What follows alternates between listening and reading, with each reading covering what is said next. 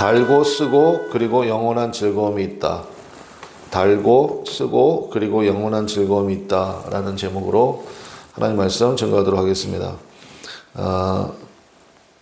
어제가 이제 6번째 나팔이었죠. 그럼 이제 7번째 나팔로 이어져야 되는데 그 사이에, 그러니까 6번째 나팔과 7번째 나팔 사이에 10장과 11장 내용이 삽입되어 있다. 이제 그런 구조라는 것입니다. 그러니까 그 이유는 뭐냐면 뭐 그런 거 있잖아요. 내가 이 말을 왜 하냐면, 그러면 이제 여러분들 이제 귀를 기울이게 되잖아요. 그러니까 정말 중요한 메시지를 전달하기 위한 일종의 그 영어로 얘기하면 퍼즈라고 그러죠. 잠시 멈춤. 그게 10장과 11장의 기능이라는 것입니다. 그러니까 굉장히 중요한 순간이니까 다시 한번 주의를 기울여 달라. 그런 내용이 10장과 11장인데 정말 우리가 인생을 살면서도 막 정신없이 살고 그럴 때 10장과 11장이 다시 한번 우리에게 새 힘을 주는 그런 역할을 한다고 생각합니다. 먼저 1절과 2절에 보시면 1절에 보면 내가 또 보니 힘센 다른 천사가 이렇게 나오죠. 또 다른 천사가 나오는데 이 천사는 어떤 천사냐? 보면 이제 이미지가 계속 나오잖아요. 구름, 그 다음에 무지개, 그 다음에 뭐 해, 불기둥, 그 다음에 바다와 땅을 밟고 서 있는 모습 이렇게 쭉 나오는데, 그러니까 이제 영적인 존재가 이제 등장할 때마다 이제 주로 우리 한글 성경에는 천사라고 번역이 되어 있어요. 물론 이제 원어도 천사인데, 근데 조금 느낌이 좀 다릅니다. 그래서 여기 나오는 힘센 다른 천사는 예수님을 상징하는 거예요. 예수님을 상징한다. 그래서 우리가 지난번에 그 뭐 인을 뜰 때 뭐 흰말 나오고 뭐 이렇게 쭉 이렇게 말들이 나왔잖아요. 뭐 붉은 말 나오고 검은 말 나오고 청아색 말 나오고. 근데 흰말 탄 자, 있고 요한계시록 19장에 나오는 백마 탄 자하고 또 다르다고 그랬죠. 그러니까 이기고 또 이기려고 하더라. 그러니까 이제 마귀를 상징한다고요. 그러니까 거짓 선지자, 흰말 탄 자, 이제 그렇게. 그러니까 원래 마귀라는 게 흉내내는 사람, 흉내내는 존재잖아요. 그리고 성자를 영어로 세인트라고 그러죠. 근데 사탄을 영어로 세이튼이라고 그래요. 발음도 비슷하고 뭐 IBF, VBF 뭐 해갖고 굉장히 여러분들 잘 모르면 이게 뭐 기독교 단체 아니야? 근데 제가 한번 이렇게 조사해 본 적이 있거든. 근데 진짜 이름도 비슷하게 져요. 그게 마귀의 특징인데, 어쨌든 여기 힘센 다른 천사, 이제 이분은 이제 예수님, 어린 양 대신 예수님을 상징한다라는 것입니다. 그래서 이제 그 천사가 내려오셨는데, 내려와서 보니까 그 2절에 그 펴놓인 작은 두루마리를 들고 있다 이렇게 되어 있죠. 펴놓은 작은 두루마리. 그러니까 그 전에는 닫혀 있었다는 거예요. 닫혀 있었는데 이제는 펼쳐져 있는 그러한 두루마리를 들고 계셨다라는 것입니다. 그러니까 무슨 얘기입니까? 죽임당하신 어린 양 예수 그리스도가 온 땅을 통치하는 만왕의 왕으로서 그 두루마리 책에 담겨진 비밀의 내용들을 온전히 실행하고 완성하신다라는 의미라는 것입니다. 결국 역사는요, 역사가 뭐 히스토리 많이 들어보셨죠? 그분의 이야기라고. 히즈 스토리잖아요. 그래서 역사는 결국 만왕의 왕 되시는 예수님의 계획대로 흘러가고 마감된다는 것. 그러니까 그 예수님 안에 있는 여러분들은 안심하라는 것. 너희들은 끝까지 만왕의 왕 되신 예수님께서 지켜주시니까 안심해라. 지금 반모섬에 유배되어 있는 사도 요한이 목회자잖아요. 에베소에 있는, 또 에베소 주변에 있는, 우리 쭉 살펴봤잖아요. 7교회, 소아시아 7교회. 그 성도들을 기억하면서 불안하지? 불안하지? 그런 마음으로 썼겠어요, 요한계시록을? 너희들 큰일 났지? 그런 마음으로 썼겠냐고요. 안심하라는 거죠. 끝까지 예수님 붙들어라. 근데 이제 워낙 박해가 심하니까 이걸 이제 회람을 해야 되거든요, 이 사진을. 그 당시에는 양피지에다가 종이가 없잖아요. 양피지에다가 이제 글을 쓰는 거니까 그럼 뭐 금방 조사 들어올 수 있잖아요. 그러니까 묵시적인 언어, 상징적인 그림 언어. 근데 누구나 읽으면 알 수 있는 그런 언어들로 표현을 한 거죠. 오늘 말씀의 핵심은 10절과 11절입니다. 이게 이제 10장과 11장이 퍼즈 기능이 있다고 말씀드렸잖아요. 정말 중요한 얘기를 하니까 다시 한번 뭐 허리를 조여라, 온 매모새를 단정을 해라, 약간 그런 식의 그런 기능이 있거든요. 그러니까 우리가 영적으로도 그렇게 무장이 필요한데 오늘 10절과 11절이 핵심 그런 키워드가 되겠습니다. 10절과 11절 우리 한번 같이 읽어보겠습니다. 시작. 내가 천사의 손에서 작은 두루마리를 갖다 먹어버리니 내 입에는 꿀같이 다나 먹은 후에 내 배에서는 쓰게 되더라. 그가 내게 말하기를 네가 많은 백성과 나라와 은과 임금에게 다시 예언하여야 하리라. 아멘. 이 말씀 속에서 우리가 몇 가지 키워드 좀 붙잡고 여러분 성경에도 표시하시면 좋겠는데, 일단 작은 그 두루마리를 갖다가 어떻게 하래요? 먹으래요. 먹어라. 그랬더니 입에는 어떻대요? 달았대요. 근데 배에 들어가니까 어떻게 됐대요? 썼대요. 그런데 어떻게 하래요? 다시 예언하래요. 그러니까 요 네 가지 키워드가 오늘 우리가 묵상해야 될 포인트입니다. 먼저 첫 번째로 이제 구절에 보니까 9절 중간쯤에 보면 즉 천사가 이르되 갖다 먹어버리라. 내 배에는 쓰나 내 입에는 꿀같이 달리라. 그 먼저 갖다 먹으라. 그 두루마리를 갖다 먹으라 라는 명령이 있었다라는 것을 알 수 있습니다. 여러분 잘 아시는 시편 1편에 복 있는 사람은 여호와의 말씀을 주의하러 뭐 하는 자입니까? 묵상하는 자죠. 근데 이 묵상이라는 말의 뜻이 히브리어로 하가인데, 이거 우리 기억하기가 좋아요. 그러니까 초속으로 기억하시라고요. 하가, 히읗 기억이잖아요. 이 하가의 뜻이 뭐냐면 사전을 찾아보면 배고픔, 갈급함 이렇게 되어 있는데, 거기에 설명에 들짐승이 며칠 굶은 거예요. 그래서 배가 고파가지고 걸리기만 걸려봐라. 그러면서 이제 잠을 이루지 못하고 뭐 먹잇감 하나라도 걸려봐라. 그래서 으르렁거리는 상태를 나타내는 단어 이렇게 돼 있어요. 그러니까 하가가 그런 뜻이라고요. 그러니까 제가 이제 초성을 기억하고 그랬잖아요. 기억하라고 말씀드렸잖아요. 그러니까 우리식으로 기억하기 좋은 것은 뭐냐면 허기예요. 허기. 말씀에 대한 허기, 갈급함. 이게 묵상한다는 뜻이에요. 그러니까 묵상이라고 쓰니까 우리는 그냥 조용히 그냥 성경 필사하고 성경 뭐 한 절 가지고 하루 종일 뭐 이런 거 우리 생각하잖아요. 근데 원래는 그게 아니라고. 말씀에 대한 갈급함이에요. 하나님에 대한 말씀에 대한 허기, 이것을 주야로 하나님 말씀 뭐 말씀 공부하고 그다음에 뭐 말씀 필사하는 게 나쁘다는 게 아니라 그 차원을 넘어서 가지고 때로는요 진짜 격렬하게 하나님의 말씀을 먹음이 있어야 된다고요. 제가 우리 같이 성경 이제 처음에 읽을 때 우리 성경 읽읍시다 그렇게 안 하죠. 제가 뭐라고 얘기해요 여러분에게? 성경 같이 먹자고 하잖아요. 그러니까 사실 거기서 나온 거예요. 말씀은 먹어야 되는 겁니다. 근데 먹을 때 어떻게 먹어야 해요? 교양 있게 먹는 게 아니에요. 며칠을 굶었잖아. 막 갈급하게 먹는 거예요. 그냥 얼마나. 제가 옛날에 이제 어제 말씀 준비하면서 그 생각 나더라고. 이제 그 갓난아기 태어나가지고 젖병을 물리잖아요. 저도 이제 안고 많이 이제 물리고 막 했었거든요. 근데 제가 옛날에 어르신들이 진짜 젖바른 힘으로 막 그런 얘기 하잖아요. 근데 뭐 젖바른 힘이 뭐 얼마나, 근데 와, 제가 보면서 내가 느꼈어요. 애들이 그냥 그 젖병을 물고 땀을 뻘뻘 흘리면서 먹잖아요. 땀을 뻘뻘 흘리면서 막 그 먹는 거 보면은 야, 이거 금방 크겠다. 그런 생각이 들지 않습니까? 그게 바로 여호와의 말씀을 묵상한다라는 하가의 뜻이에요. 하가. 그렇게 먹는 거예요, 말씀. 뭐 교양 있게 먹는 게 아니에요. 그냥 격렬하게 먹는 거예요.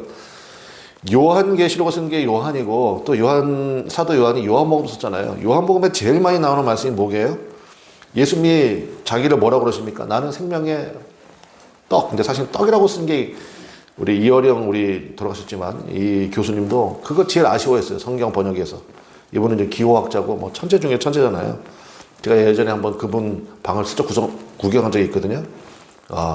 여기 100주년 기념교회 거기 이재철 목사님하고 뭐 목요일마다 뭐 성서 학당 이런 것도 하시고 그러셨는데, 야, 제가 그거 보고 제가 좀 반성했어요.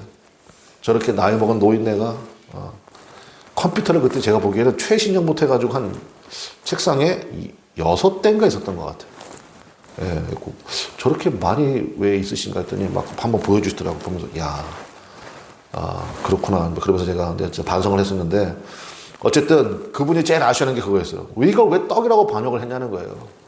뭐라고 번역해야 되느냐? 생명의 밥이라고 번역해야 된다는 거예요. 여러분, 떡은 우리가 언제 먹어요? 특별한 날 먹잖아. 특별한 날. 그러니까 특별한 날 먹는 게 떡이잖아요. 매일매일 떡을 먹어요? 아니죠. 우리 매일매일 뭘 먹죠? 밥을 먹지. 그래서 생명의 밥이라고 번역했어야 되는데 생명의 떡이라고 하니까, 그러니까 가끔 성경 본다는 거예요. 가끔 예수님 만나려고 하고 그러면 안 된다는 거예요. 이 단어 하나에 주는 의미가, 그래서 생명의 밥 그러면 여러분 느낌이 다르죠? 밥은 매일 먹어야 되잖아요. 밥 안 먹고 어떻게 살아요? 그러니까 예수님이 나는 생명의 밥이다. 나를 먹고 마셔라. 예수님이 이렇게 말씀하셨잖아요. 그 당시에 못 알아들었죠. 예수님 먹고 마신다는 게 뭘까? 근데 이제는 우리 다 알잖아요. 예수님은 말씀이잖아요. 말씀을 먹고 마시라는 거예요. 심령에 갈급함이 있을 때, 갈증이 있을 때 여러분 뭘 먹어야 됩니까? 말씀 먹어야 돼요. 말씀 마셔야 된다고. 근데 이 말씀을 먹는데 두 번째는 뭐냐? 말씀을 먹으면 그 말씀이 우리 안에 체화가 되잖아요. 그런데 먹었더니 달았대요. 입에서는. 정말 달았대요. 그래서 제가 이제 가끔 설교하고 이제 여러분들 밖에서 이제 인사하잖아요. 인사할 때 보면 정말 제 손 꼭 잡고 이제 말씀하시는 분들이 있어요. 근데 저는 그분들이 그냥 목사님 듣기 좋으라고 하는 얘기가 아니라는 거 알아요. 정말 진심이에요. 목사님 정말 오늘 말씀 은혜가 됐습니다. 감사합니다. 그런 말씀, 어떤 분은 막 눈물이 그렁그렁 해가지고 그런 분도 계시고 그러는데 정말 너무 감사하죠.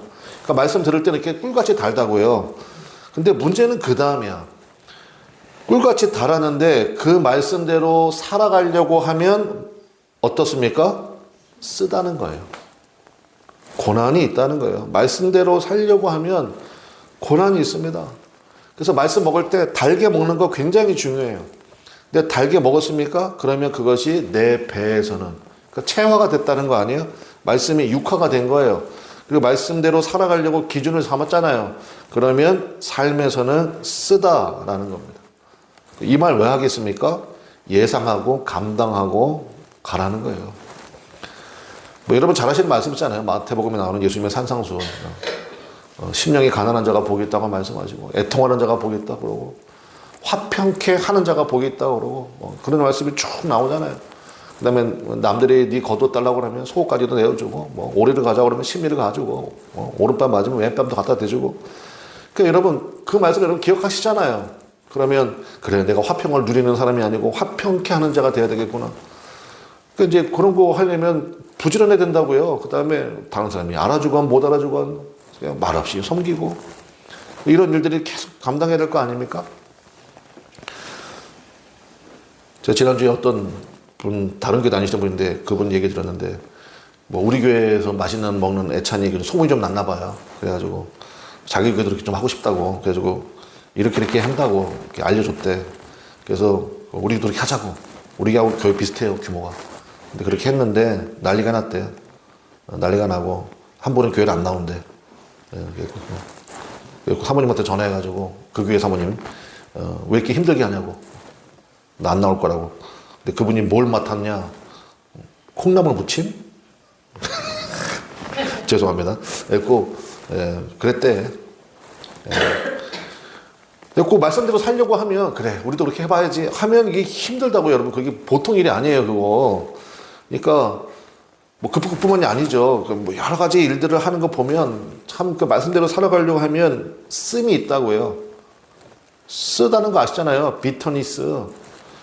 제가 새벽 예배 강조 많이 하잖아요. 새벽에 우리 목사님은 또 새벽에 꽂히셔가지고, 여러분들 이제 새벽에 그냥 남들 푹 자고 이제 아침 시간이 중요한데 뭐 나와야지. 근데 나오라고 그러니까 목사님이.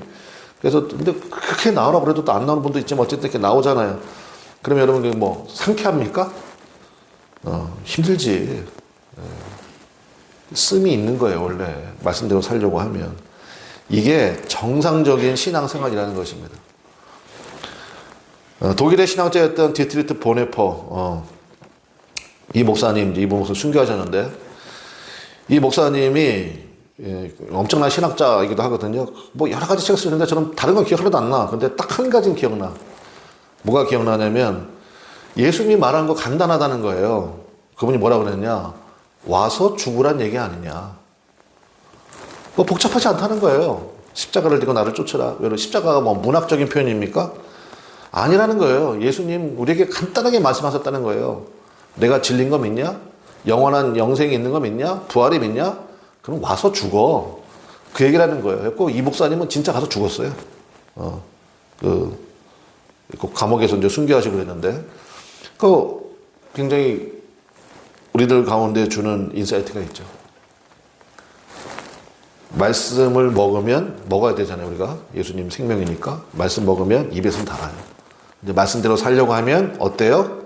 고난이 있다는 거예요. 쓰다는 거예요. 그러면 어떻게 하냐? 마지막 키워드가 뭡니까? 다시 예언하여야 하리라. 그 다시가 중요하다고요. 말씀대로 살았더니 써요. 그래서 여러분 멈출 거예요? 그거 아니죠. 어떻게 됩니까?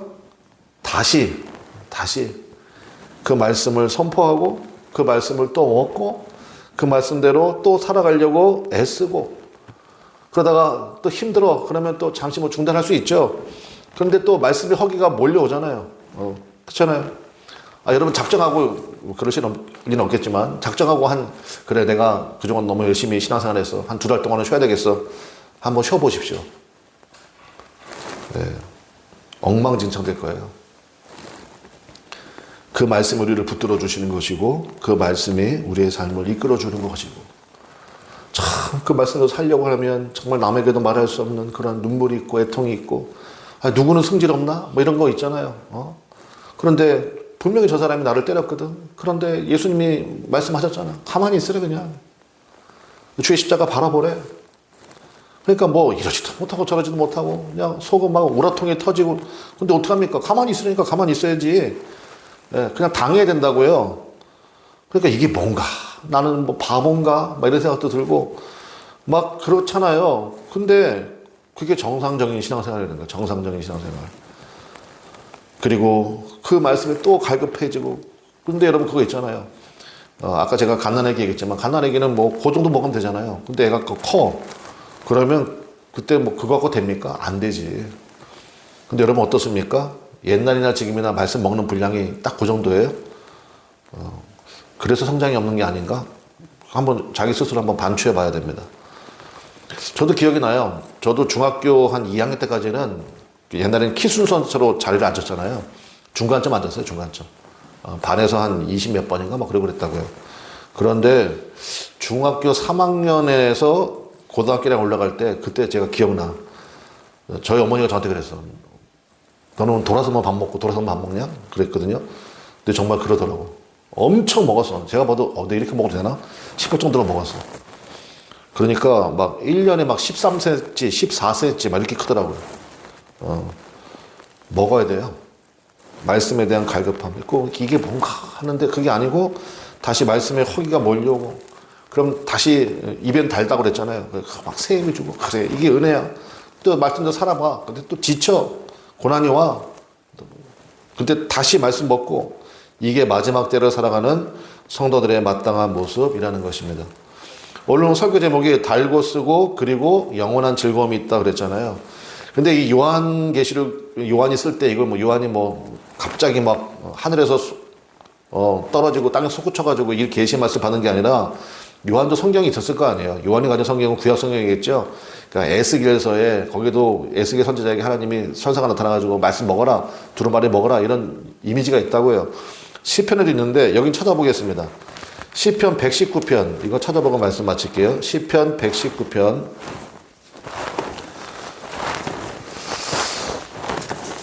시편 119편 성경에서 가장 긴 장이 119편 장이잖아요. 119편의 142절과 143절입니다.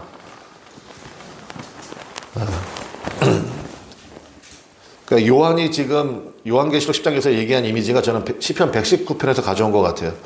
119편 142절, 143절 두 절 말씀 우리 같이 한번 읽도록 하겠습니다. 142절과 143절 시작.